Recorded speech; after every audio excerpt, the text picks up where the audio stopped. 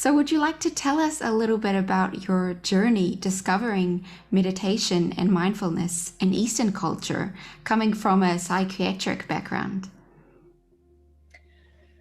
Well, I came across or happened to came across the practice in the East, in Southeast Thailand, in a monastery or in a monastic setting. I had not much of an idea, or I had some imagination what meditation could be.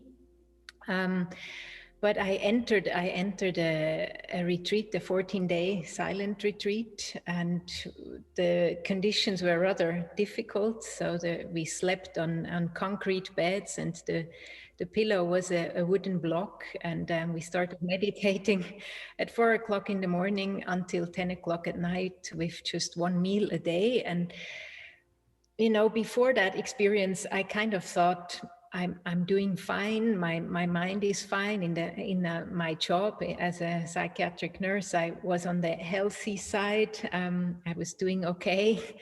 But then I got in there, and it didn't take long till I realized I'm in trouble.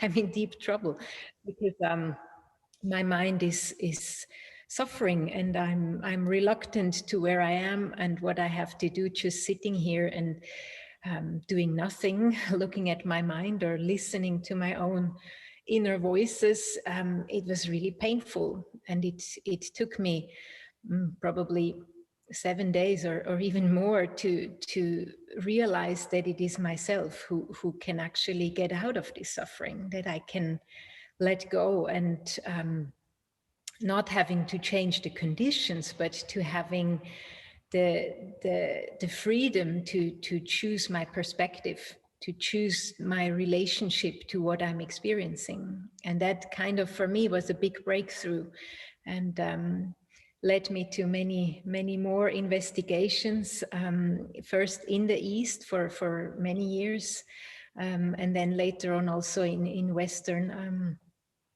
Western practice spaces or retreat centers.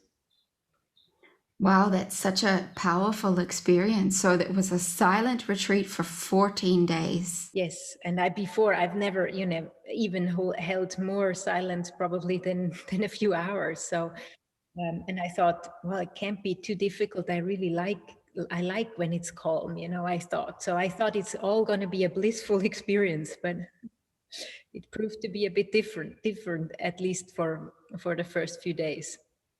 That's interesting that 14 days sounds like such a long time, but as you said, it actually takes a few days, maybe even a week, to really get into it. And it probably wouldn't have been enough if it had stopped after 7 days. You really needed that time to become at peace with yourself.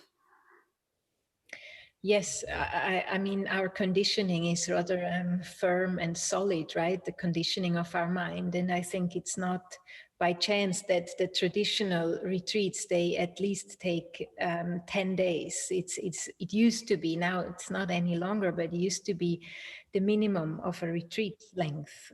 And yeah, I think there is a reason for that, because